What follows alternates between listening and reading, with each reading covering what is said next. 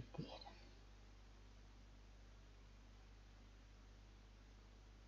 Listo. Buenos días, bienvenidos. Vamos a continuar con estos encuentros, ¿no? De personalidad y niveles superiores de conciencia, basado en las enseñanzas de Antonio Blay. Y hoy vamos a hablar un poco de la adaptación y la combatividad. Antonio Blay habla mucho de este estado combativo. A veces el ser combativo está mal visto, ¿no? En la espiritualidad. Parece que ser espiritual es ser pasivo, ser pasota, ¿no? Como un hongo. Entonces, hoy vamos a aclarar un poco esto, ¿no? Cuando a las personas se les habla de la dimensión espiritual, de esta actitud receptiva, de esta comprensión ante los demás, tienden a asociar estas actitudes a una disposición meramente pasiva o de tolerancia, y esto puede dar lugar a muchos malos entendidos, que justamente es lo que vamos a aclarar hoy. Cuando decimos que ante los demás hemos de tener una actitud receptiva, intentando entender lo que el otro está diciendo,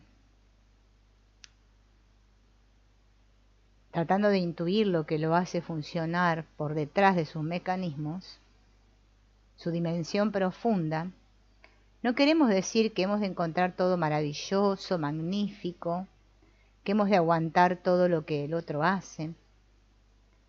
Por eso es muy importante no asociar esta actitud espiritual con la bondad dulzona, pasiva y sentimental.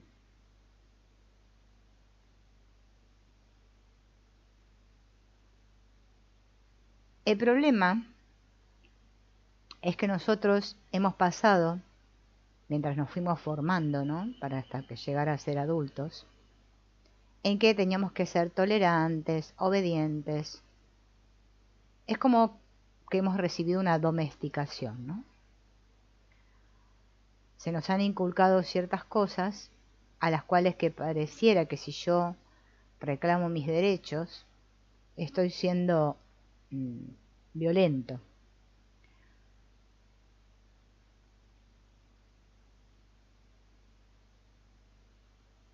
Entonces, por un lado, se nos había formado, ¿no? En una formación en la que la paciencia, la tolerancia, la espiritualidad, todo eso está muy bien. Y otra en la que se valora en que hay que defenderse, que hay que luchar, ¿no? Hay que conquistar los objetivos. Entonces,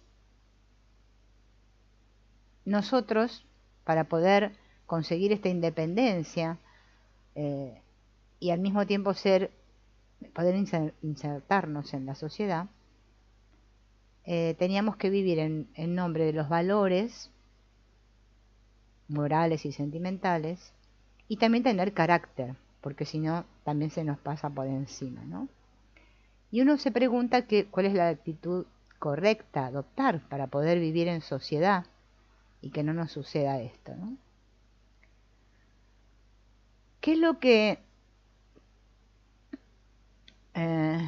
hace que, por ejemplo, nos liemos en una conversación? ¿Cómo podemos tratar de comprender al otro, ser tolerantes y aceptar su punto de vista? ¿Tenemos que tratar de imponer lo que nosotros creemos que es correcto? ¿Dominar al otro con nuestro punto de vista? ¿Cuál es la actitud correcta, digamos, ante las personas, ¿no? ¿Influir sobre ellas o adaptarnos a ellas? Si yo adopto una actitud afectiva, sentimental, entonces me voy a sentir bien respecto a mis ideales, a mi formación recibida, pero a cambio voy a tener la impresión de que soy débil frente a los demás y de que en la vida los que triunfan son los que se imponen, los que utilizan la fuerza, y me voy a sentir yo una víctima de los demás. Me voy a sentir demasiado blando. Así en la medida que yo tiendo a manifestarme como persona humana, sentimental, moral, etc., me siento fracasado como persona afirmada activamente en la sociedad. La otra actitud tiene el inconveniente de que si yo actúo de forma positiva y activa, pareciera como que voy en contra de este aspecto sensible, humanitario y moral. Y tengo miedo de excederme en mi imposición, porque siento que me estoy imponiendo demasiado, y entonces los demás me van a rechazar. Entonces no puedo ser combativo porque esto va a provocar la actitud combativa de los demás contra mí. Por un lado, yo necesito ejercitar la combatividad porque eso me afirma y es un medio para abrirme paso y conseguir objetivos. Pero por otro lado, está el peligro de que yo sienta que estoy traicionando en cierta forma un ideal de sentimiento, y el otro peligro es que sea un arma que pueda volverse contra mí, si la ejercito en demasía, ¿no? Entonces, como estamos en esta dualidad, continuamente oscilamos de una a otra, ¿no? Siempre que nos encontramos con estos problemas de dualidades, lo mejor es intentar un término medio, un poco comprensivo, un poco dominante. Cuando parece que la actitud dominante trae problemas, entonces adopto una actitud comprensiva. Cuando creo que la actitud comprensiva me debilita y que empiezan a tomarme el pelo los demás, entonces reacciono y adopto una actitud combativa, de imposición. Y así voy pasando de una actitud a otra, ¿no? Siempre con insatisfacción. O sea que esto de mantenerme en el término medio, ¿no? Hay que observarlo bien. Este término medio es totalmente negativo porque es producto de dos actitudes extremas negativas, ¿no? La actitud extrema de ser pasivo y me siento débil, y el aspecto negativo de la agresividad intensa, ¿no? En la cual me voy a sentir deshumanizado y rechazado por los demás. Entonces vivo con ese miedo de ser demasiado blando o tengo miedo de ser demasiado duro. Y como estoy huyendo de estos dos miedos, adopto una actitud media, ¿no? Que es una actitud media miedosa. Por eso da una insatisfacción y por eso oscilamos de un lado al otro. Siempre se nos plantea este problema cuando tenemos que pronunciarnos ante una situación, cuando tenemos que tomar una decisión, y aún más a quien tiene responsabilidades, por ejemplo, que es jefe y tiene empleados a cargo, ¿no? Bien. Pero ¿existe realmente una actitud correcta? ¿No? Hola, Tao. Taro, no, Tao. ¿Hay una actitud correcta? Solamente podemos superar este problema cuando hayamos eliminado estos dos extremos negativos. Mientras yo tenga miedo de ser demasiado blando, voy a tener un problema. Mientras tenga miedo de ser demasiado duro, también voy a estar huyendo de una cosa y de la otra, y la huida nunca es la solución. Tenemos miedo de la actitud de adaptación porque la vivimos como una negación de la energía, de nuestra valoración social y de nuestra capacidad de lucha. Entonces le tenemos miedo a la combatividad, a ser combativos, porque tenemos miedo que esta combatividad se vuelva contra nosotros o ser rechazado, ¿no? Y entramos como en un círculo. ¿Cómo podemos romper este círculo? Y el modo es dejar de huir de los extremos y aprender a vivir los extremos. Solo puedo dejar de temer una cosa cuando esa cosa yo la viva activamente desde mi yo experiencia. Yo podré desarrollar mi capacidad de adaptación hasta el máximo y mi capacidad de lucha hasta el máximo, no solo con saber que está dentro, sino desarrollarla, evitando cualquier acción que me sea perjudicial. Y este desarrollo o entrenamiento debería formar parte de la educación que ya recibimos cuando somos pequeños, cosa que no recibimos, ¿no? Pero como la educación no nos la ha dado, porque los demás nos han educado justamente desde su actitud de víctimas, entonces tenemos que buscar la solución por nosotros mismos. Yo tengo que aprender a vivir toda mi capacidad pasiva y mi capacidad de adaptación. Tengo que descubrir que la pasividad o la receptividad no es negativa. La receptividad es algo positivo a condición de que se ejercite de un modo plenamente consciente. Yo tengo miedo de que al estar pasivo me dominen, me convenzan, que los demás cambien mi punto de vista, que nieguen lo que yo quiero y creo ser, y por eso huyo de esta receptividad. Pero eso nunca se escucha de veras a la otra persona, sino que yo siempre estoy reaccionando a la otra persona. Me estoy afirmando a mí mismo en la reacción, en relación a lo que el otro me está diciendo. Ahora bien, cuando yo aprendo a escuchar, estando muy claramente consciente de mí mismo, nunca esta actitud receptiva me va a dominar. Por eso es muy importante aprender a escuchar. Y nunca voy a ser víctima de lo que el otro diga. Yo voy a quedar indefenso ante mí sin reaccionar, pero manteniendo este eje luminoso de la conciencia de mí mismo unida al hecho de comprender, de entender, de recibir.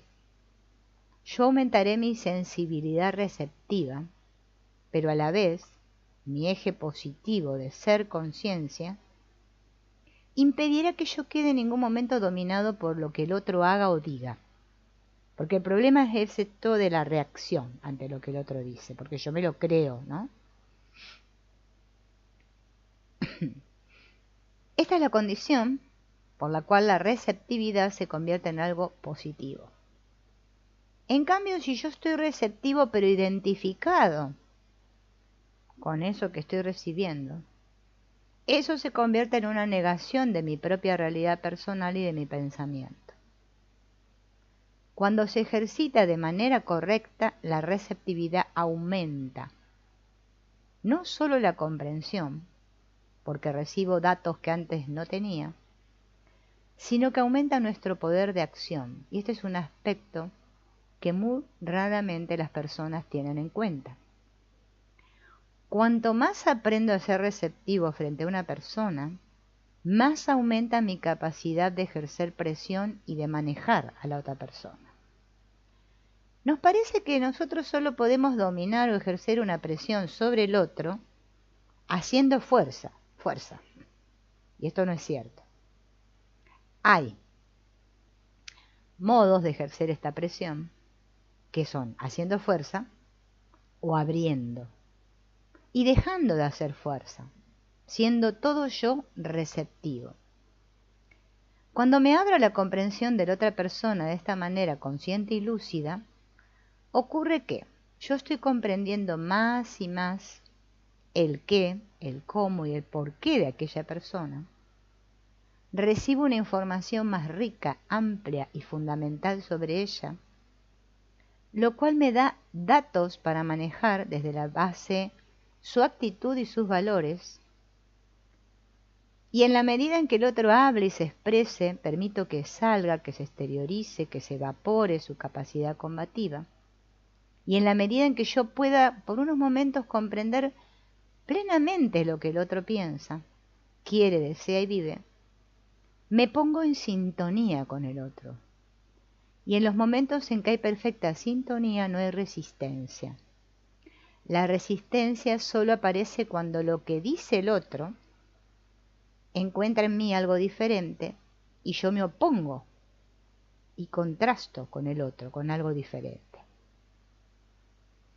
Cuando yo puedo seguir, comprender y aceptar por unos momentos, ¿no?, lo que la persona está expresando, acepto a la vez a la persona y en aquel momento existe una pura coincidencia y un ajuste perfecto entre lo que yo vivo y lo que vive el otro.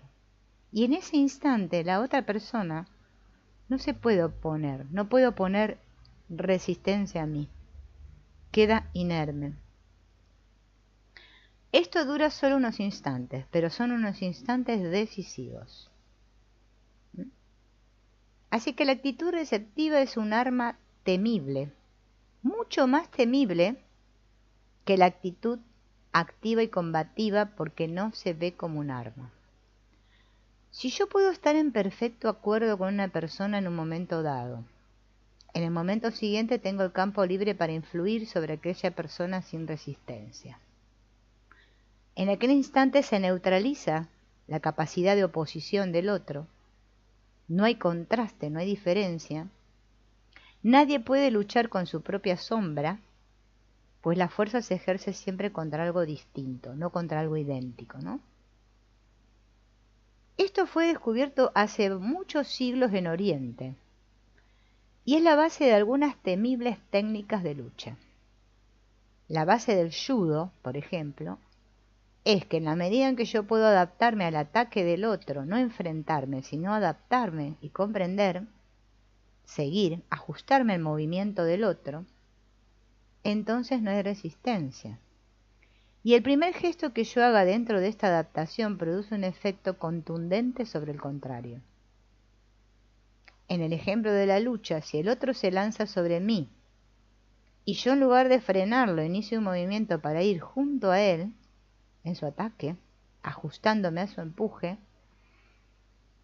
entonces con un pequeñísimo gesto puedo desviar su trayectoria y conseguir que su propia fuerza vaya contra él. En lo psicológico ocurre igual. Esta actitud receptiva, vivida con inteligencia, con lucidez, es algo positivo, que amplía no solo nuestra comprensión, sino también nuestra eficacia. La persona debería ejercitarse como una gimnasia deliberada en tratar de compenetrarse más y más con las personas. Practicar el entender más lo que la persona dice y desde qué perspectiva está hablando. Tratar de penetrar más en lo que el otro siente sin juzgar ni contraponerse, solamente comprender, sintonizar, desarrollando esta gama perceptiva con autoconciencia. Comprender más la dinámica de sus movimientos, incluso los físicos. O sea, ir ensanchando para que el otro pueda penetrar más y más en mí. Para que en un momento dado yo pueda ser como él, pensar como él, ser su reflejo sin perder la clara conciencia de mí como sujeto. Cuando yo empiezo a realizar esto durante un tiempo, le voy a perder miedo a la receptividad, porque me doy cuenta de que la receptividad no me debilita, sino que aumenta la conciencia de mí mismo, pues yo me amplío en lo que percibo. Entonces voy a dejar de huir de esta actitud receptiva, voy a dejar de vivir compulsivamente, voy a dejar de ser tan reactivo, ¿no? Y no voy a tener miedo a escuchar, a entender, a aceptar, que es lo que nos cuesta hacer a todos. Por eso hay tantos problemas en la comunicación, ¿no? Ahora dice aquí, ¿no? ¿Cómo se puede vivir esta combatividad? También se le tiene miedo a la combatividad. ¿Por qué? Porque todos tenemos miedo de nuestra propia violencia. ¿Por qué le tenemos miedo a nuestra propia violencia? Porque la tenemos guardada dentro, o sea, la tenemos reprimida. Sabemos que la violencia es peligrosa, que nos va a llevar a hacer cosas desagradables. Entonces tratamos de ocultar nuestra violencia, incluso de nosotros mismos. Pero esta capacidad combativa que hemos ido reprimiendo dentro es necesaria para nuestra propia conciencia de la realidad.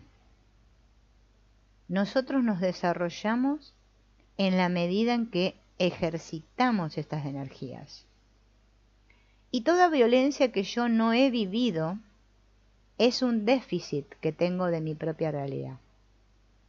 Yo estoy buscando una afirmación precisamente porque no he vivido la intensidad de la energía que hay en mí. Por eso necesito que los demás me aprueben siempre. Entonces, por un lado estoy buscando mi afirmación y por otro lado estoy rechazando mi capacidad de vivir mi energía combativa. Y esto es un contrasentido.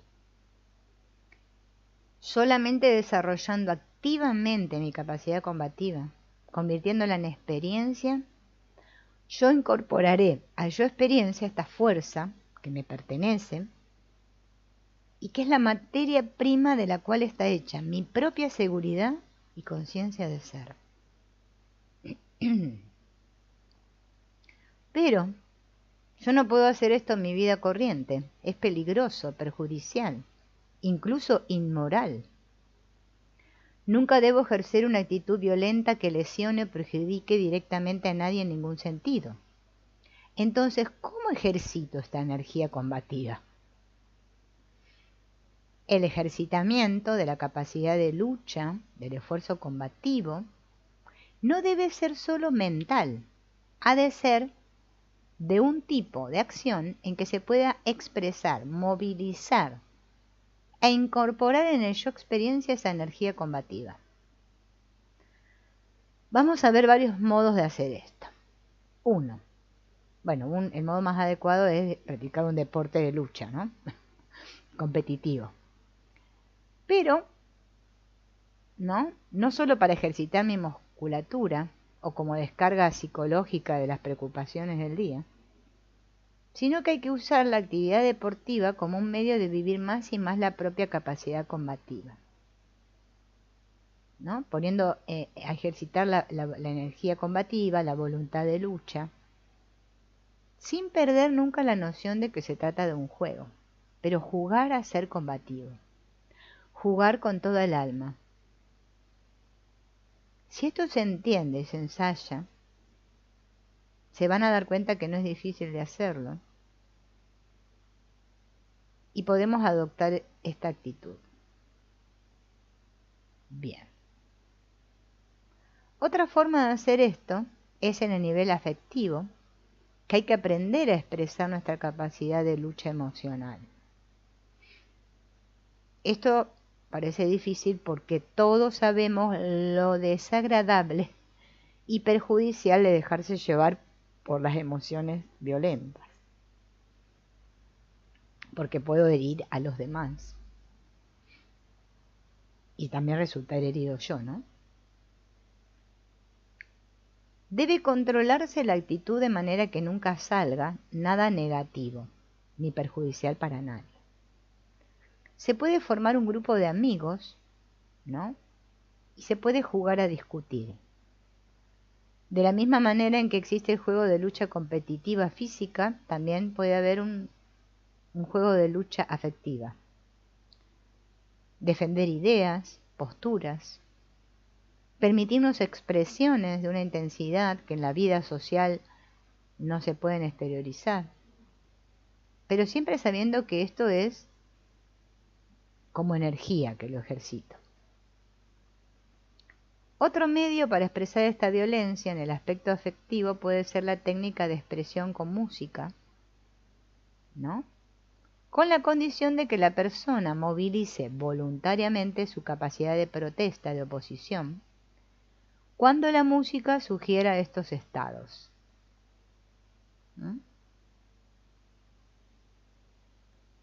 Haciendo la expresión en el nivel vital físico y en el nivel afectivo, que son donde reside el miedo a la violencia, podremos resolver el problema de combatividad reprimida o encerrada y convertirla en algo que se puede incorporar a nuestro yo experiencia y perder el miedo a las situaciones de violencia externas. ¿Bien? Cuando la persona ha desarrollado por un lado el extremo de su capacidad receptiva y el extremo de su capacidad proyectiva, su yo experiencia se ha ensanchado por los dos extremos y está disponible para poder resonar en cualquier nivel sin miedo. Todos sentimos miedo porque no desarrollamos estas capacidades. Después de este crecimiento interno, la persona va a estar más despierta, más atenta, y cada situación provocará la respuesta justa, auténtica. Pero mientras yo esté huyendo, nunca habrá respuesta auténtica. Siempre voy a tener que estar vigilando, controlando, calculando. Solo cuando haya crecido en mi yo experiencia voy a poder actuar con naturalidad, sin miedo. Y esta naturalidad es la que me va a permitir que el estímulo, o sea, la situación exterior, provoque en mí la respuesta adecuada, inteligente. Muchas personas creen que al hacer esto pueden producirse respuestas explosivas y uno se puede transformar en una persona violenta. Cuanto más la persona desarrolla su capacidad combativa de manera consciente, más en la vida real se convierte en una persona serena, tranquila y dueña de sí, que no necesita usar nunca la violencia, porque hay una mayor fuerza, más presencia, más intensidad dentro de uno, ¿no? En lo que quiere expresar. Entonces su personalidad gana autoridad y produce en los demás un efecto blando y tranquilo, sereno.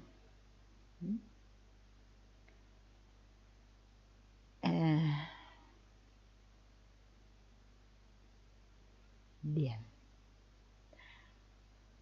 ¿Cómo se ejercita todo esto en relación con Dios?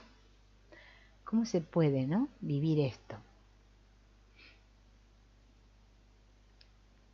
En cuanto a los niveles superiores, ¿no? La persona que está huyendo de su combatividad no podrá tener una decisión, una entrega, una actitud activa y de riesgo en su relación con Dios.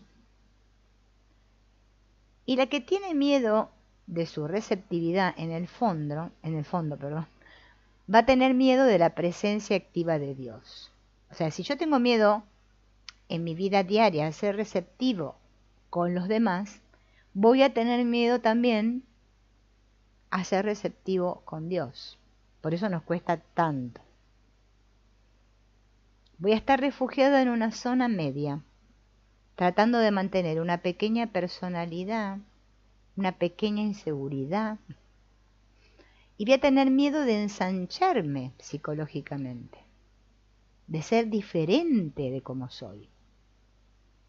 Solo desarrollando más y más la capacidad de adaptación, de percepción, de transformación y la capacidad de acción, de expresión, de riesgo, voy a adquirir una madurez real, necesaria para esta actitud en mi relación con Dios.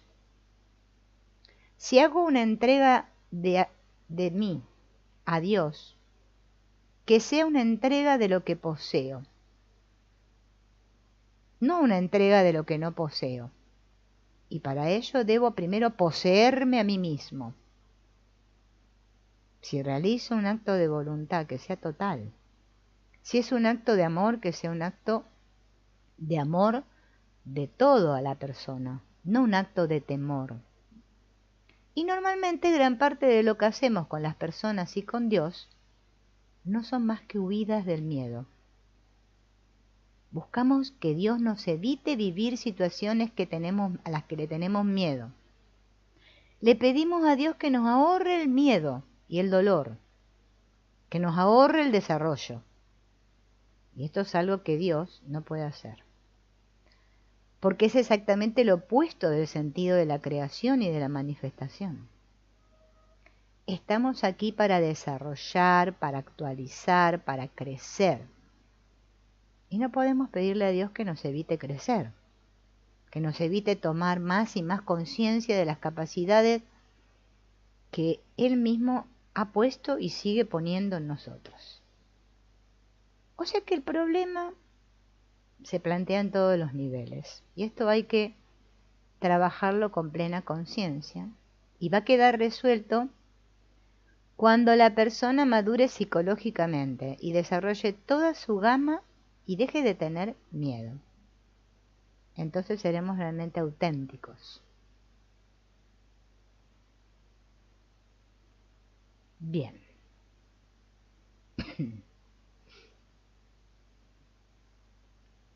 Bueno, acá él hace un resumen. Vamos a ver este resumen antes de pasar a esta explicación, ¿no? De cómo, nuestra relación con Dios, ¿no?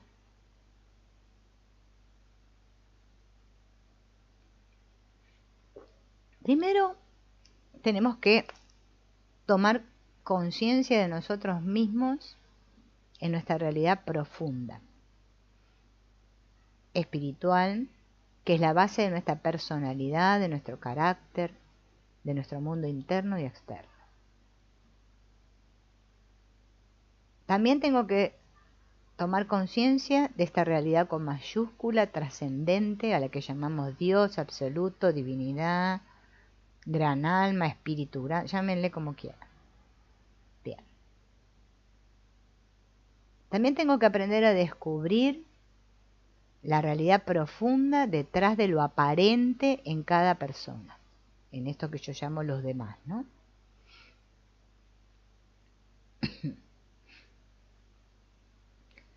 Yo tengo que tener una noción de realidad, con mayúsculas, que viva a través de cada una de estas direcciones. Primero, la base de todas mis experiencias es lo que llamo yo. Y este yo, este sujeto, este protagonista que soy yo, permanece siempre el mismo, siempre idéntico a lo largo de todas mis experiencias desde mi infancia. Siempre soy yo, por más que aparentemente todo va cambiando por fuera, ¿no? Todo está girando alrededor del sujeto que llamo yo. Este yo es el denominador común de todas mis experiencias. Y es lo que da fuerza y soporte a mis experiencias. Soy yo que estoy involucrado en la experiencia. Soy yo que me vivo en la experiencia que vivo. Por eso tenemos esta noción intensa de realidad de nosotros mismos. Es la realidad del yo. Paralelamente a esta noción de sujeto, tenemos también la noción de objeto. Yo estoy constantemente recibiendo experiencias que derivan del contacto con algo o alguien. Yo me desenvuelvo en un ambiente de cosas, de objetos, en un ambiente psicológico con otras personas, con diferentes modos de pensar, de sentir, valores, con problemas diferentes a los míos. Esto para mí también es una constante. Pueden variar los personajes o el escenario, pero siempre hay algo frente a mí con lo cual yo me relaciono. Por lo tanto, este no yo, este mundo, existe con una intensa noción de realidad para mí. Es la realidad del no yo. O sea que estoy yo sujeto y el no yo. También está esta realidad superior, con la que me enfrento, aunque no parezca que me enfrento cara a cara, en una relación sujeto-objeto, pero que esta realidad superior está actuando a modo de llamada, a veces sutil, a veces imperiosa, en esa aspiración que hay en nosotros hacia algo superior.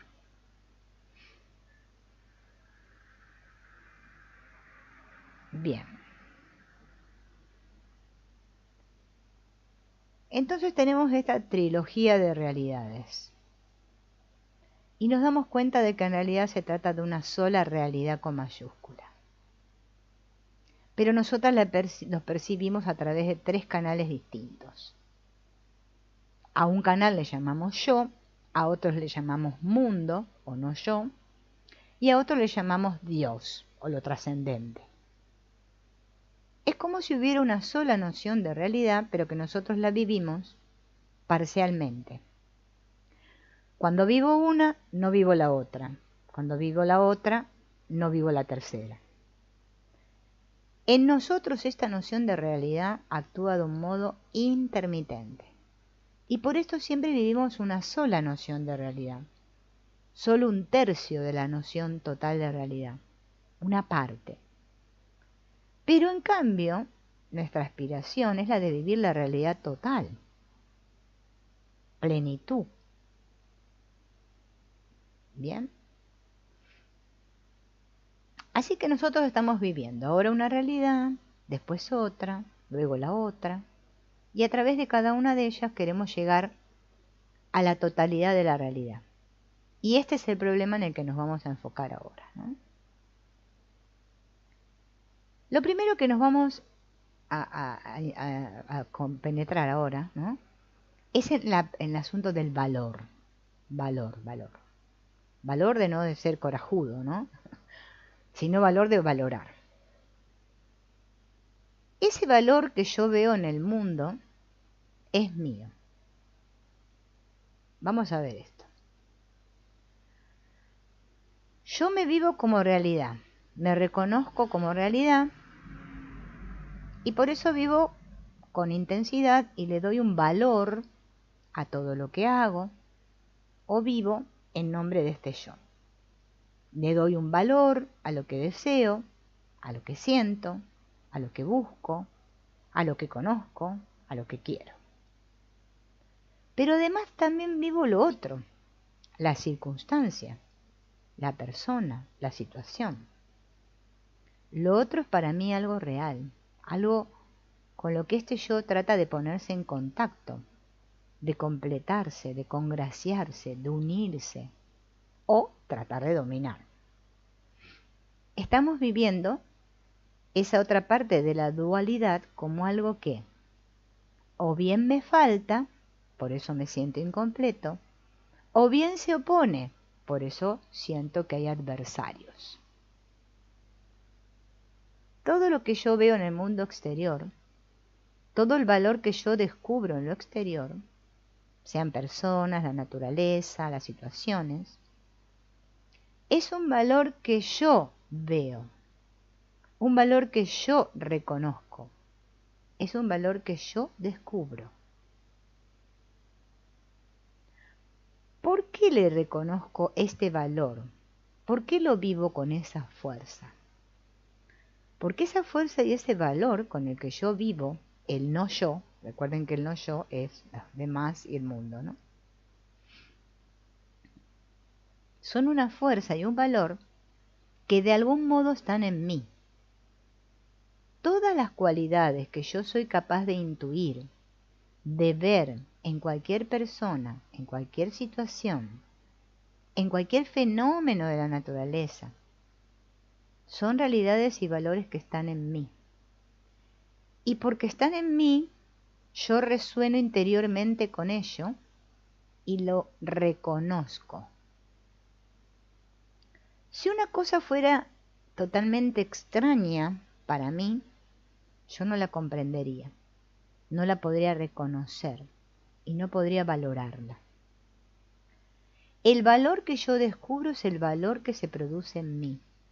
Por ejemplo, cuando yo descubro que una persona tiene una gran fortaleza de carácter, o tiene una gran seguridad, o tiene una gran paz interior, es porque yo intuyo de algún modo esa fuerza, esa paz, ese valor en la otra persona, lo intuyo y esa intuición resuena en mí.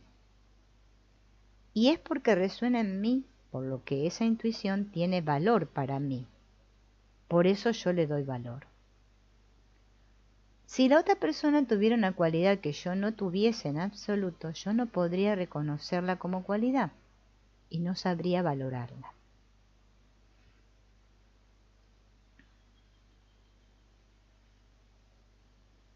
Pero ¿qué pasa? Ya estoy muy identificada con mi cuerpo y eso me limita. Esta noción choca con nuestros hábitos mentales, porque nuestros hábitos mentales establecen una separación entre lo que llamo yo y lo que llamo lo otro. Esta separación se basa en la identificación con la forma exterior con el cuerpo. Yo tengo un perímetro físico de mí mismo, mi cuerpo, y por estar identificada con este cuerpo, creo que yo soy este cuerpo. Y que lo mío es lo que hay dentro de este cuerpo, de esta piel. Entonces todo lo que está al otro lado de la piel para mí es lo otro. No es mío, es ajeno a mí. Y así hago esta distinción entre yo y lo otro. Y todos los valores internos los estoy midiendo en función de este parámetro físico. O sea que este contorno es como si fuera un saco. Y todo lo que se viva dentro de este contorno, de este perímetro, lo atribuyo como que está dentro del saco. Y las otras cualidades que yo digo que son ajenas, están metidas en otros sacos, o bolsas, o vasijitas de barro, ¿no? O sea, mi vasija, mi envase y los otros envases. Pero esta es una noción errónea. Y eso es lo que nos cuesta. Por eso la espiritualidad de hoy en día no la puedo vivir así, separadamente. Porque por eso nunca llegó a sentirme en paz. La conciencia de unidad es lo único que sirve, ¿no?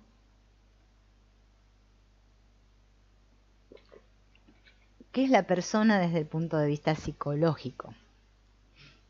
Desde el punto de vista psicológico, la persona es lo que es su conciencia.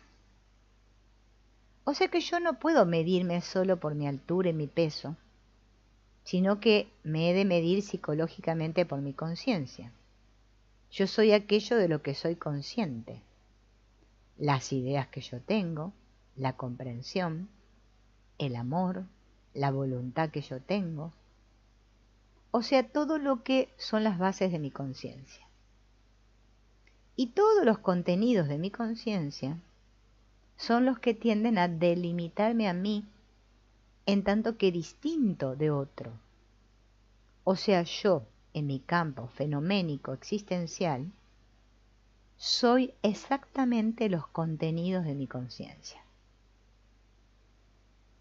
Cuando yo tengo conciencia, no solamente de mis contenidos, esos que me atribuyo a mí, sino de los contenidos que atribuyo a otro, esos también pasan a ser contenidos de mi conciencia. Cuando yo descubro que aquella persona tiene una gran valentía, una gran honradez, una gran sensibilidad, eso que yo veo en la otra persona es algo que está en mi conciencia. Si no, no lo podría ver. Solo que es un sector de mi conciencia, una parte, al que yo llamo otro o fulano de tal. No le llamo yo, pero es mi conciencia. Yo soy, pues, todos los contenidos que hay en mi conciencia y todas las cualidades de las que yo puedo ser consciente, atribuidas a quien sea o a lo que sea. Son valores de mi conciencia. Son mis valores. El problema aparece cuando descubro que esos que son mis valores, todos los contenidos sin excepción de mi conciencia, curiosamente yo no los vivo como míos. Yo solo vivo como míos una pequeña parte de estos valores. Y los otros los vivo como ajenos, como extraños a mí. Solo vivo como míos aquellos que he ido registrando o actualizando en mi conciencia, a través de un sector activo de mi sensibilidad, de mi intelecto, de mi vitalidad. Hay todo un grupo de cosas de las que digo, soy yo que las hago, que las siento, que las vivo, son mías. Pero luego hay otras cosas que las he vivido mientras estaba pendiente de otra persona, y ha sido al mirar a aquella persona que en mí se ha producido esta noción de cualidad, de energía de carácter, de afectividad.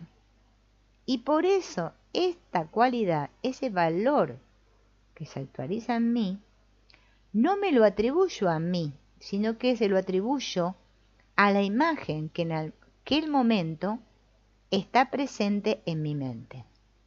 Entonces digo, ese valor, esa cualidad pertenece a aquella persona y lo creo así. Pero en realidad, si yo soy consciente de los valores de la otra persona, esa conciencia es mía. ¿Quién es el que se da cuenta? Yo. La conciencia que yo tengo del otro es mía. Es mi conciencia. Y todos los contenidos que hay en esa conciencia que yo tengo de la otra persona son mi conciencia, aunque yo no la llame mía.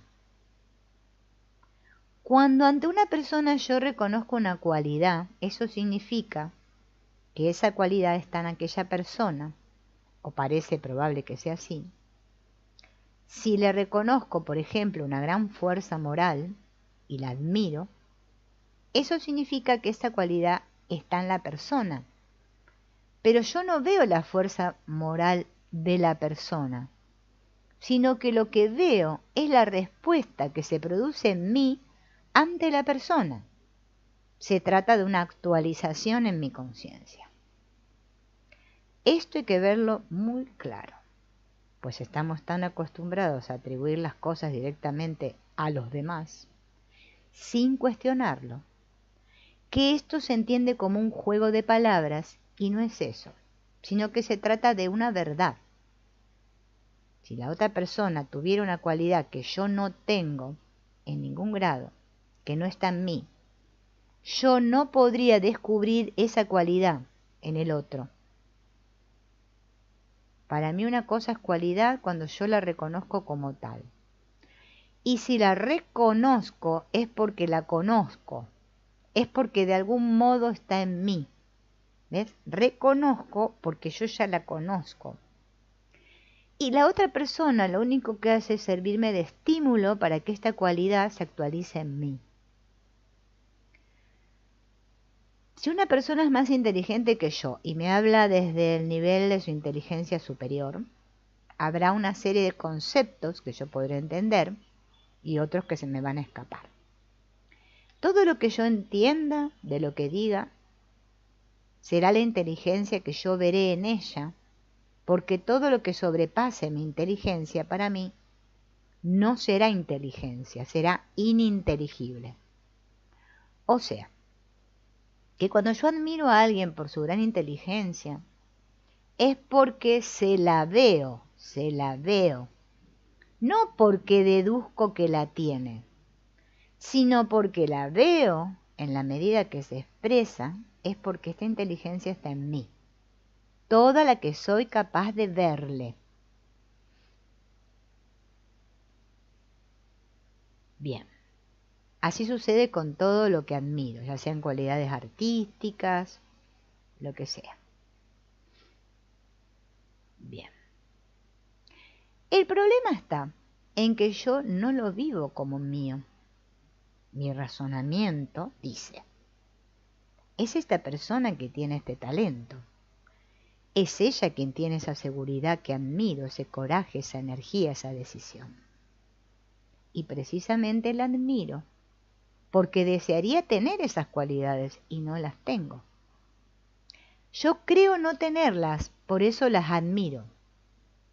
Y quizá admiro a un personaje de una película porque para mí es la encarnación de la persona ideal que encarna la cualidad que yo más desearía tener, y mi admiración gira alrededor de aquel personaje.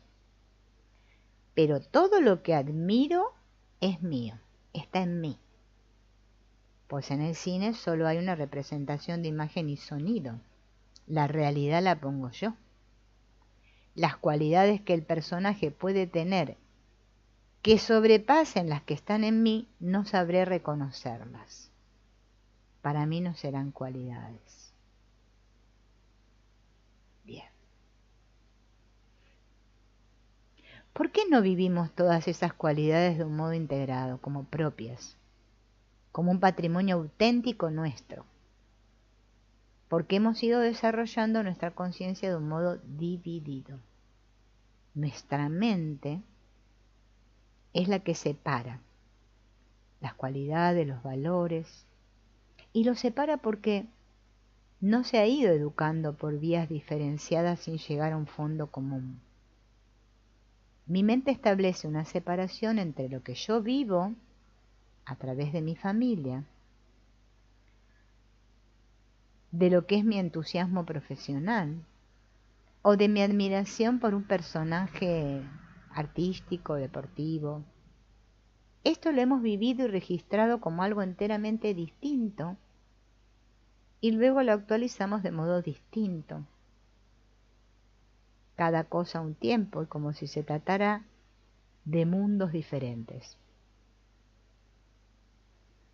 Lo que vivo en nombre mío es una cosa. Lo que vivo en nombre de mi ídolo o artista es otra. Lo que vivo en nombre de una persona admirada es otra. En un santo es otra. Vivimos la realidad fragmentada, dividida. Y eso lo ha hecho nuestra mente. Es como si la mente estuviera separada en sectores, como un edificio que tiene muchos departamentos, el departamento de justicia, el de defensa, el de seguridad, el de no sé qué. Entonces a estos sectores los llamo yo o mío, al otro lo llamo mundo externo y al otro lo llamo lo trascendente, como si fueran cosas diferentes.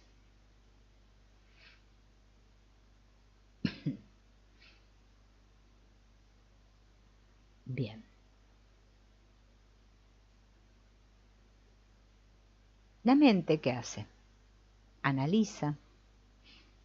Y para analizar tiene que separar, tiene que distinguir. Por eso decimos, yo me distingo del otro. ¿Qué personaje más distinguido aquel? ¿Mm?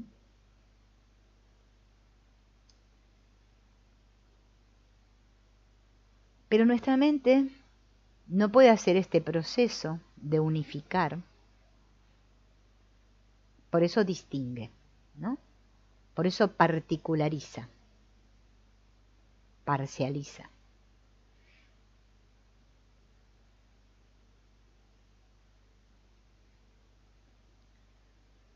Se puede reintegrar esto, se puede unir,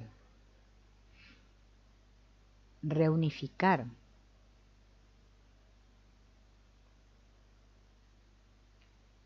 Se puede. Por ejemplo, partiendo de una cualidad externa, ¿no? Algo que yo admiro, una cualidad que yo admiro, por ejemplo, la fortaleza interior. Puedo definir, para mí el ideal de fortaleza interior es tal persona, lo representa tal persona o tal personaje, ¿no?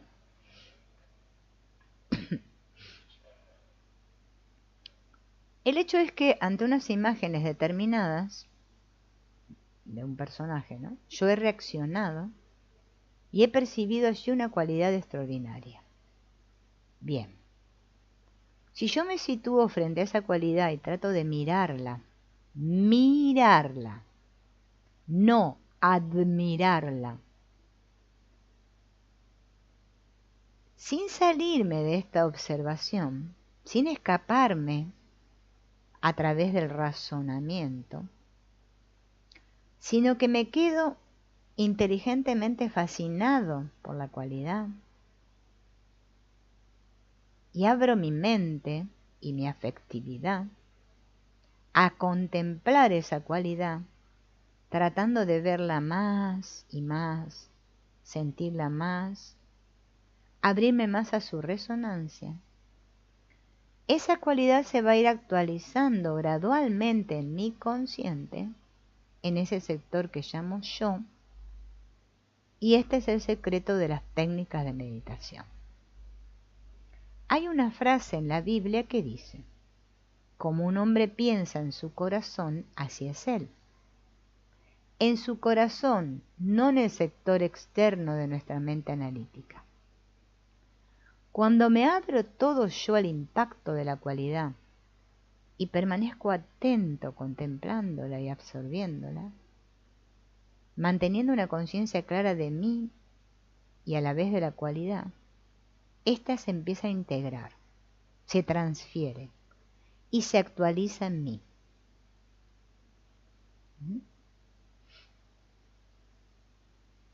Y si estamos hablando de cualidades internas, no de cualidades externas. Por ejemplo, si la otra tiene una figurita 90, 60, 90 y yo quiero ser como esa modelo exteriormente, ¿no? O tiene una buena voz o una buena habilidad. No, estamos hablando de cualidades internas. En el aspecto energía, inteligencia, amor, felicidad.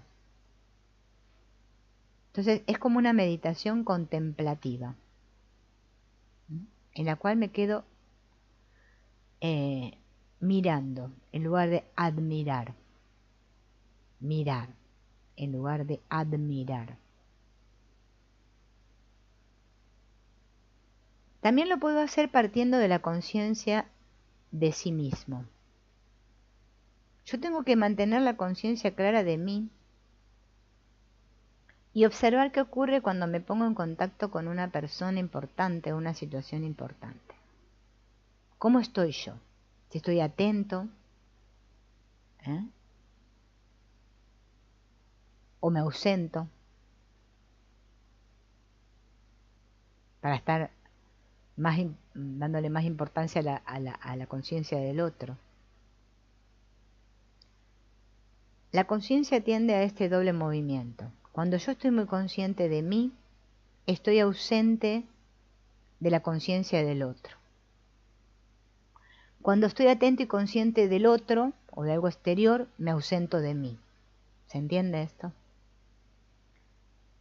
Se trata pues de que yo cultive esta claridad de conciencia de mí y que en el momento en que estoy frente a otra persona o situación, que para mí representa la cualidad que admiro, que yo evite ese gesto de ausentarme psicológicamente de mí para atender solo a lo otro.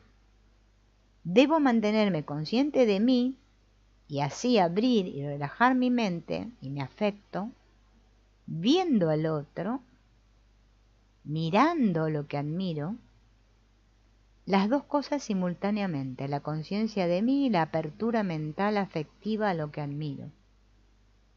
Eso es una conciencia unificadora.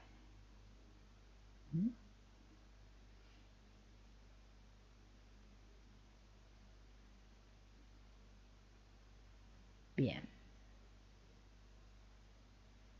Se trata de no cerrarse al impacto de lo exterior, de no filtrarlo a través de la mente, sino de abrirse. Entonces la cualidad esa no se detiene en un determinado departamento o zona de la mente, sino que penetra, produce una resonancia profunda y se actualiza instantáneamente. Y es proporcional. Se va a actualizar en la medida en que yo me abra.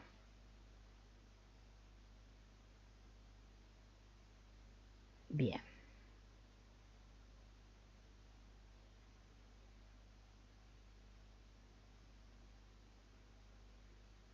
Y no se trata de creer que yo tengo aquella cualidad. No se trata de hinchar mi yo-idea ahora con fantasía. Se trata de abrirme directamente a la experiencia. Se trata de vivir la realidad directa de las situaciones. Es el núcleo de yo experiencia que ha de funcionar, no unas teorías, ni ideas, ni interpretaciones. Esto va a producir en nosotros una actualización interna de la fuerza, de la paz, de la seguridad, recuperando lo que siempre ha sido nuestro. Y así voy a mejorar mi comprensión y mi comunicación con los demás. ¿No? Hola Ángeles. Esto realmente, si lo practicáramos, ¿no? Como dice Antonio Blay, deliberadamente. ¿Bien?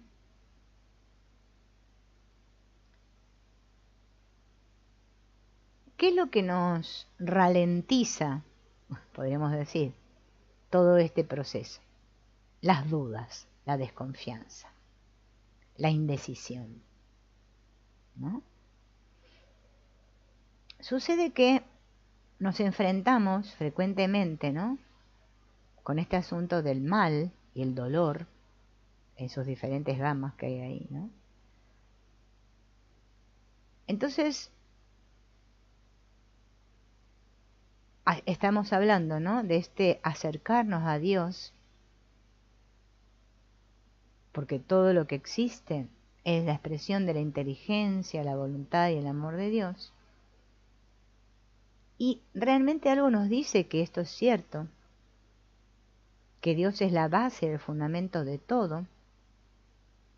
Pero hay una parte, ¿no?, en nuestra vivencia cotidiana que nos hace vivir con recelo, con desconfianza, replegados en nosotros mismos, siempre en esta actitud de protección, de defensa, de miedo.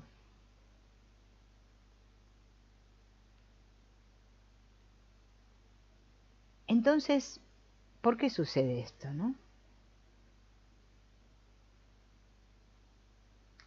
Si yo tomo conciencia que el mal no tiene nada que ver con Dios, porque debe haber alguna cosa que subyace, ¿no?, en mi mente, que yo... hay cierta asociación que hago del mal con Dios. Bueno, le llamamos el diablo al otro, para no llamarle Dios. Pero el mal en sí no tiene existencia real, es una existencia aparente. El mal no es una cosa como decir una botella, una silla, una montaña. No es una cosa. El mal es solo una apariencia, es un contraste entre dos cosas. Aparece cuando vivimos simultáneamente varias modalidades o niveles de la expresión de Dios y encontramos a faltar, ¿no?, en el nivel inferior, lo que vivimos o aspiramos a vivir en el nivel superior. En esa diferencia de niveles se crea un contraste. Entonces yo siento algo que me falta, que no tengo, o que es un defecto en mí, y a eso le llamo mal, algo que está mal en mí.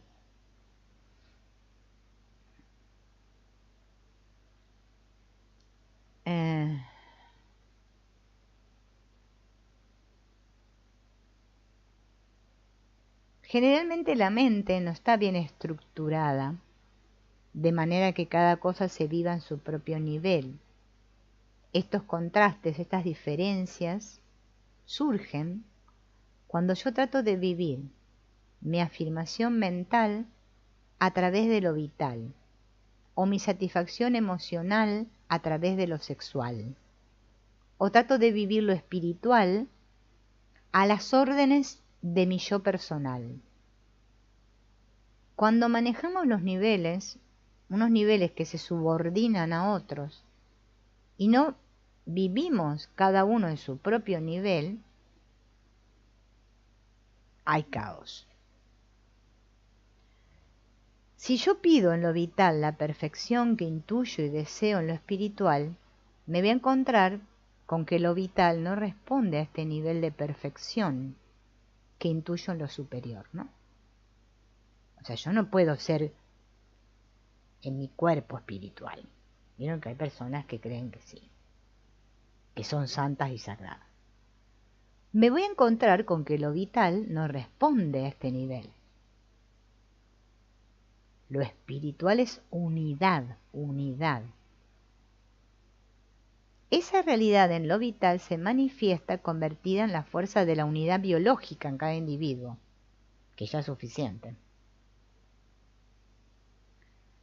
Y el sentido de unidad en esas pequeñas unidades que son los seres vivientes se vive subordinado a unas unidades mayores que llamamos raza, familias biológicas. Entonces, esta unidad total no se puede expresar en este nivel vital.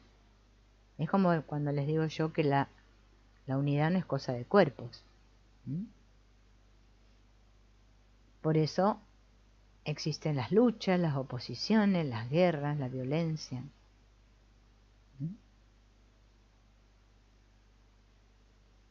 Si pretendemos que lo espiritual se manifieste en lo biológico, en tanto que espiritual, nos vamos a estar equivocando, ya que sería una negación de lo biológico en sí mismo. Entonces nos lamentamos de la crueldad que hay en las leyes biológicas, que cada uno vive en cierto modo a expensas de los demás, que cada uno trata de defenderse y atacar para sobrevivir individualmente. Y estas leyes pueden parecernos crueles. Pero solo son crueles porque pretendemos que en el nivel biológico se manifieste una cosa en un nivel distinto, superior. En nuestra vida humana, regida por la mente y la afectividad, al servicio de la personalidad individual, el bien de esta personalidad es asimismo su subsistencia, su afirmación, su desarrollo como personalidad individual. También aquí yo he de defenderme de los demás y fortalecerme como unidad. He de luchar para mantener mi sitio, mi equilibrio. He de diferenciar constantemente lo que es favorable para esta subsistencia individual de lo que es perjudicial. Para eso la mente es un instrumento maravilloso, para organizar mi vida individual. Pero en mi aspiración hacia una felicidad que no esté oscurecida por nada, hacia una noción de belleza luminosa, hacia una noción de perennidad. Cuando esto lo busco pretendiendo vivirlo a través de lo personal, a través de mi unidad como persona concreta, entonces surge esto que me digo, soy débil, soy frágil, soy ignorante, mi organismo está sujeto a enfermarse, a decaerse, voy a morir, me equivoco, soy limitado.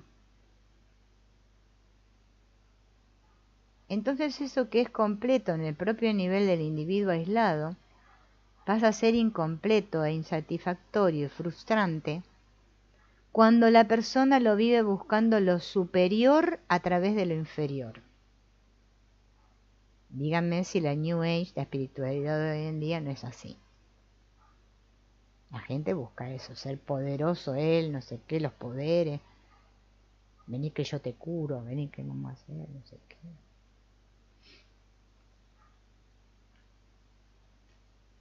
Es siempre a través de este contraste, de esta comparación, de pretender que lo inferior nos dé el resultado de lo superior.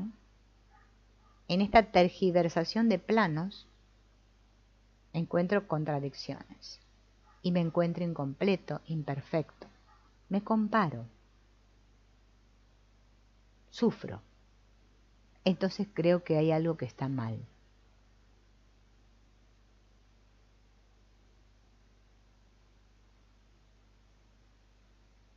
Bien, ¿qué tengo que hacer? Educar a mi mente para que aprenda a vivir cada nivel por sí mismo sin otras atribuciones. Entonces yo aplicaré a mi cuerpo las leyes biológicas, a mi vida personal las leyes propias del equilibrio y de la convivencia humana, y a mi vida espiritual las leyes propias de lo espiritual. Ya lo dijo Jesús, al César lo que es del César y a Dios lo que es de Dios.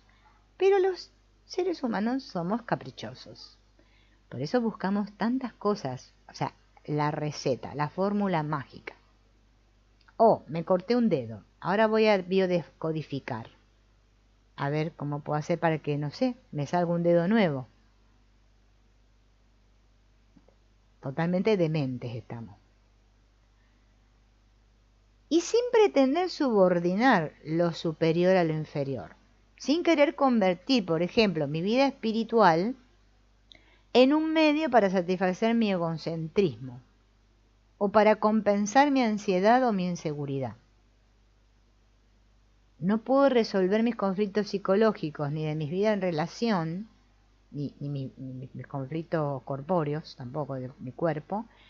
Entonces ahora me hago muy espiritual, estudio el curso de milagros que me dice que nada existe, y como ese curso es tan difícil, ahora yo estoy por encima y solo me evado de mi experiencia, de mi realidad. Nunca me vivo en el yo experiencia, por eso nadie crece.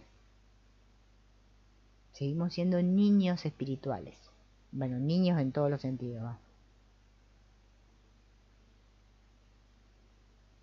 No tengo que hacer una cosa para tal cosa. Ya ahí ya tengo la falla. Ya ahí ya fallé. También hay personas que tienden a descubrir la verdad en cada nivel, en cada momento, ¿no? Y es como mejor que lo otro, ¿no? Una disciplina de actitud. También puedo descubrir que en el fondo todo lo que yo busco a través de los distintos niveles es en un grado u otro una expresión de lo que está en Dios. Y en la vida espiritual se pretende que la persona se abra directamente a Dios, reconociendo a este Dios no solamente como la razón de ser de todo cuanto existe, sino también como finalidad de todo lo que existe, como objetivo de mi vida. Si todo lo que yo estoy buscando a través de mi nivel emocional, biológico, mental, social, familiar, no es más que unas particularidades, unos aspectos de lo que Dios es en grado absoluto. Por lo tanto, lo que yo estoy pretendiendo o pueda recibir de las personas o encontrar en las circunstancias, yo puedo y debo llegar a descubrirlo y a vivirlo plenamente, yo, en un modo directo. ¿No? Yo no puedo pretender llegar a una vida espiritual plena si mi mente, mi corazón y mi voluntad están divididos. Aquello que dice que no se puede servir a dos amos a la vez es muy cierto. Yo tengo que aprender a unificar mi percepción, mi visión, mi actitud ante todo. Dios no es un apartado en mi vida. Cuando yo me abro más a la realidad de Dios, que veo que Dios no es un apartado, sino que es la fuente absoluta de todo, y que no tiene ninguna posible comparación con otros aspectos de mi vida, que todo lo que yo estoy descubriendo es un aspecto de Dios. Cuando más yo aprendo a abrirme a Dios, a lo superior, a lo espiritual, mi conciencia se llena. Hay algo que penetra en mí, es la gracia, ¿no? Y eso transforma todo en mí, todo. Porque Dios ya es la fuente de todo lo que yo vivo. Pero cuando en mi conciencia conozco a Dios como fuente de todo y me abro en una actitud de entrega, de receptividad, la gracia y la fuerza iluminan mi conciencia. Y es esta iluminación experimental que transforma mi vida. Y veo de otra manera. Nuestra salud no es más que Dios expresándose plenamente a través de nuestro nivel vital. Nuestra riqueza, nuestra abundancia, no es más que Dios expresándose plenamente a través de nuestra realidad material. Nuestra felicidad no es más que Dios expresándose a través de nuestro nivel afectivo. Nuestra vida exterior y todos los hechos de nuestras circunstancias cómo se conducen los demás, las cosas que me ocurren, no son más que la expresión directa de Dios a través de mi conciencia externa. Ahora, cuando yo lucho por la salud, puedo hacerlo combatiendo la enfermedad o puedo hacerlo abriéndome a la salud. Cuando yo más me abro a Dios, me abro a la salud,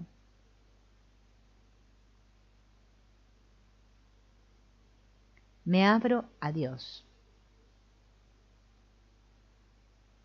Yo puedo buscar certezas ahí fuera, seguridades razonando, estudiando, o puedo abrirme a Dios y entonces se hará una luz en mi mente que me aclarará todas las cosas.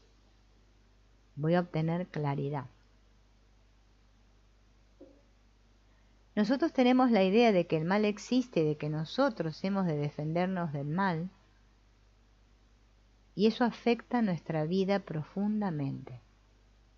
Entonces luchamos contra nuestros miedos, luchamos contra nuestros enemigos, lucho contra todo lo que se opone a mí, me parece adverso. Eso es perder el tiempo, perder la energía, no sirve para nada.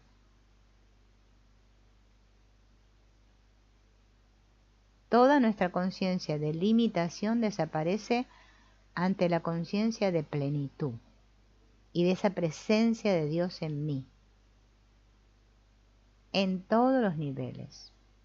Dios se transforma en el centro de mi existencia, en el centro de cada instante de mi existencia.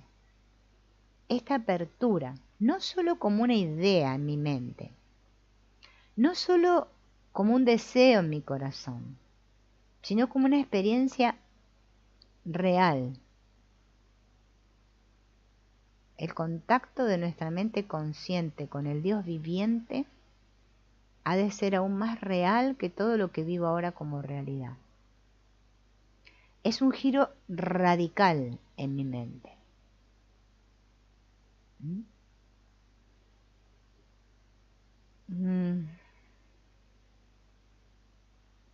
Todo acto de mi mente y de mi voluntad va siempre hacia algo, porque así se han desarrollado y así se manifiestan.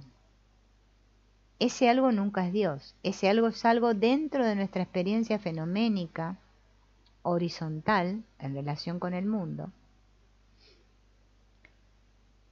Entonces yo voy como, parece que avanzo, ¿no? Y que voy logrando cosas, voy hacia algo.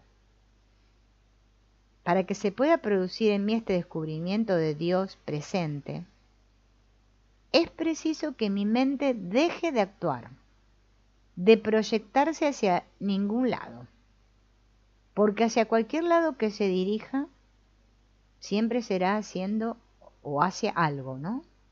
Hacia algo fenoménico. Y Dios no es algo, ni alguien.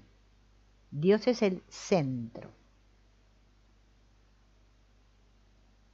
He de lograr que mi deseo no esté movilizado hacia algo, que mi imaginación deje de buscar algo, que mi voluntad deje de querer algo. Cuando se produce en mí esta inmovilización por falta de objetivo, cuando me quedo inmóvil en esa quietud de no hacer, de no buscar, de no pensar, cuando me quedo sin hacer nada, en esta quietud de ser, en silencio, ahí se produce la presencia de Dios en mí. Pero mientras yo estoy buscando o estoy proyectando, me estoy alejando de Dios. Me estoy separando. Dios está en la otra dirección, en la dirección de no pensar, no desear, no querer. Y soy capaz de permanecer en el vacío del silencio cuando yo logre esto, que va a aparecer una conciencia nueva. Descubre una dimensión central profunda, nueva. Estos momentos limpian todo todas las tendenciosidades que había dentro. Se limpia el karma. Se produce el perdón de los pecados. Desaparece todo lo negativo. Se hace la luz. Donde había miedo y amor. Y eso no solo es un estado interno, sino que se transforma toda nuestra vida. Todo desaparece. Las personas de nuestro entorno cambian su actitud hacia nosotros. Cambian las circunstancias.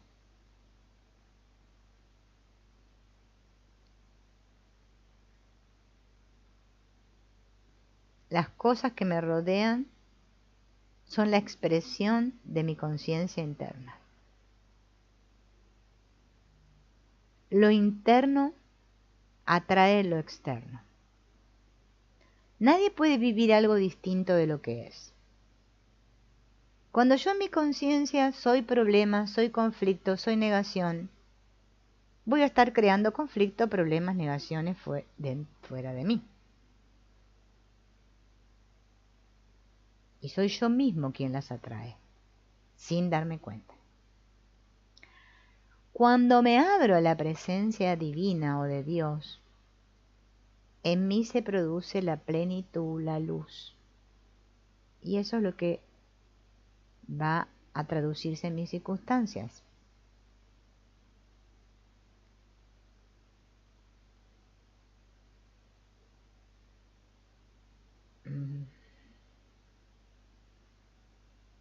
Entonces, ¿qué es lo que cambia?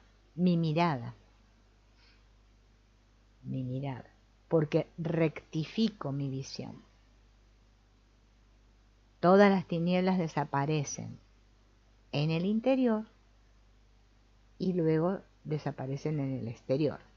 O al mismo tiempo, podríamos decir, ¿no? En la vida van a persistir los dramas. No es que vamos a estar en Disneylandia o en un país maravilloso.